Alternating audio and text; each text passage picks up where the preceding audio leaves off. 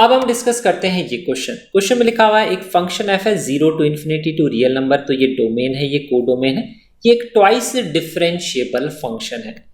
अब हमें लिखा है for some A not equal to 0 to 1 F of lambda X D lambda is equal to A F X, ये हमें question में दिया हुआ है।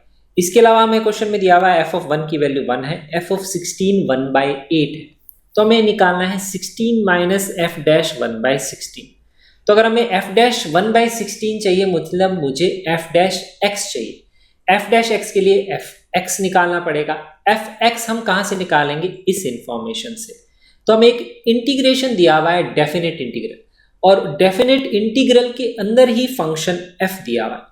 तो हमें कैसे भी करके डेफिनेट इंटीग्रल से हमें फंक्शन f में एक डिफरेंशियल इक्वेशन बनानी पड़ेगी जिसको हम इंटीग्रेट करके f x निकालें। लेकिन प्रॉब्लम यहाँ पे ये है कि लोअर और अपर लिमिट दोनों क्या है? कांस्टेंट। जब भी कांस्टेंट होते हैं तो हम डायरेक्टली डिफरेंशिएट नहीं कर सकते। तो हमारा आइडिया या थॉट प्रोसेस यही है कि पहले हम कैसे भी करके यहाँ पे लोअर और अपर लिमिट में एक वेरिएबल इंट्रोड्यूस करने की कोशिश करें।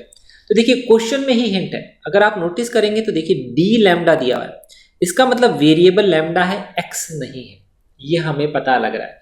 तो मैं क्या कर सकता हूँ, यहाँ पे लैम्डा एक्स को टी पुट कर देता हूँ, क्योंकि मुझे अगर लिमिट्स रूल लगा के डिफरेंशियल इक्वेशन बनानी है तो मुझे लोअर और अपर लिमिट में वेरिएबल चाहिए एक्स, और वही एक्स वेरिएबल देखिए आपको राइट में भी दिख रहा है। तो अगर मैं लैम्डा एक्स को टी पुट कर दूं तो ये वाली जो वैल्यूज है ना लोअर और अपर लिमिट, ये लैम्डा पे ही है। तो देखिए लोअर लिमिट क्या आएगी? 0 मल्टीप्लाई बाय एक्स, वो 0 आ जाएगा। Upper limit 1 multiply by x, x आ जाएगा, यहाँ वेरिएबल एक्स आ जाएगा। एक बार वेरिएबल एक्स आ गया तो हम इजीली डिफरेंशिएट करके डिफरेंशियल इक्वेशन बना लेंगे, फिर उससे हम एफ एक्स निकाल लेंगे। फिर एफ एक्स निकालने के बाद में एफ डैश निकालना हमारे लिए बहुत ईजी है। काफ़ी अच्छा क्वेश्चन फ्रेम किया गया है। क्वेश्चन में जान करके डी लैम्डा दिया गया है, जो जनरली बच्चे मिस कर देते हैं। तो छोटी छोटी चीज़ों का ध्यान रखना होता है। अगर आप डायरेक्टली डिफरेंशिएट करेंगे तो डिफरेंशिएट किसके रेस्पेक्ट में करेंगे? एक्स के रेस्पेक्ट में ही करेंगे, क्योंकि ये फंक्शन एक्स का ही आएगा। लेकिन उसमें आप ये रूल नहीं लगा पाएंगे क्योंकि यहाँ पे limits upper lower limit x में नहीं है। तो इसीलिए हम पहले स्टेप में लैम्डा एक्स को टी पुट करेंगे, ताकि लोअर और अपर लिमिट एक्स में आ जाएगी 0 से x, और इसका डिफरेंशिएशन आएगा x D lambda is equal to dt। ध्यान रखिए डी लैम्डा आएगा क्योंकि लैम्डा हमारा वेरिएबल है, x को हम कांस्टेंट की तरह ट्रीट कर रहे हैं। अब यहाँ पे वैल्यू पुट कर देंगे डी लैम्डा की जगह dt अपॉन x, तो यहाँ पे वैल्यू आ जाएगी dt अपॉन x 0 से x F T D T, ये आ जाएगा इंटीग्रेशन। अब इसको हम इससे इक्वेट करेंगे तो देखिए x को राइट में मल्टीप्लाई कर देंगे तो आएगा 0 से x F T D T is equal to X F X.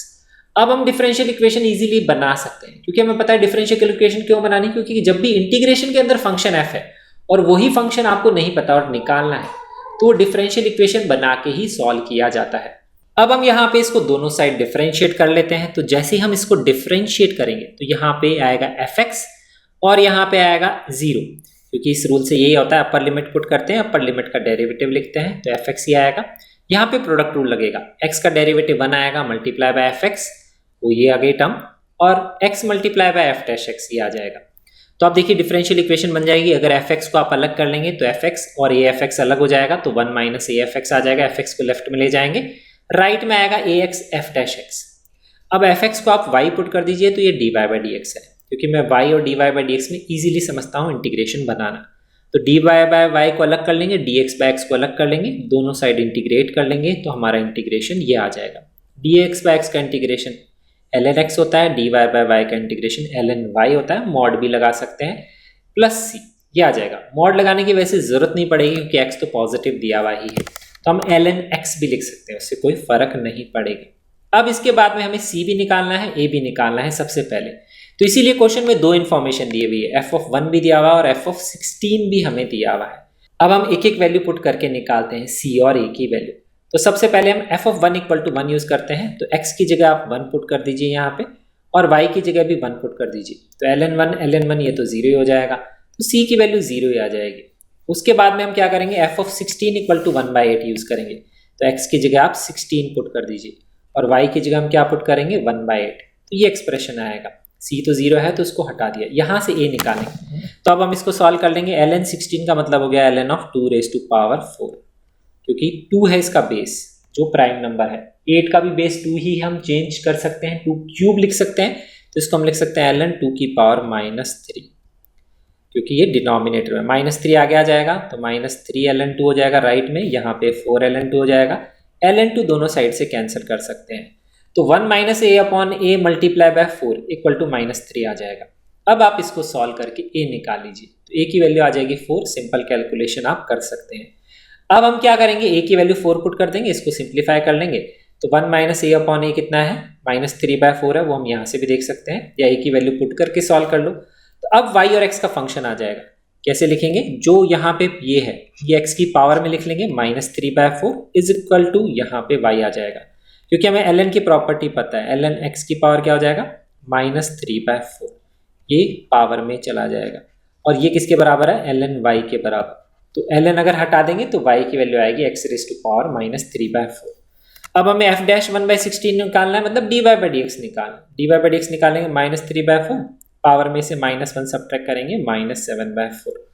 अब वैल्यू पुट कर दीजिए, 16 माइनस, ऑलरेडी यहाँ माइनस है तो ये प्लस हो जाएगा, 3/4, 1/16 आ जाएगा x की जगह, क्योंकि x हमारा 1/16 है, पावर -7/4। अब इसको आप सॉल्व कर सकते हैं, ये 2 की पावर 4 है और ये ऊपर जाएगा तो -4 हो जाएगा। तो ये कुछ ऐसे एक्सप्रेशन, 2 की पावर -4 की पावर -7/4, तो 4 से 4 कैंसिल हो जाएगा, 2 की पावर +7 आ जाएगा। इसको यहाँ लिख लेंगे, 2 की पावर 7 हम सॉल्व कर लेंगे, 4 से डिवाइड कर लेंगे तो ये 32 आएगा। 2 की पावर 5 32 होता है, तो ये 128 होगा, अपॉन 4 करेंगे 32 आएगा। 3 × 32 करके आप 16 ऐड करेंगे तो आपका आंसर आ जाएगा 112। ये हमारे इस क्वेश्चन का करेक्ट आंसर है।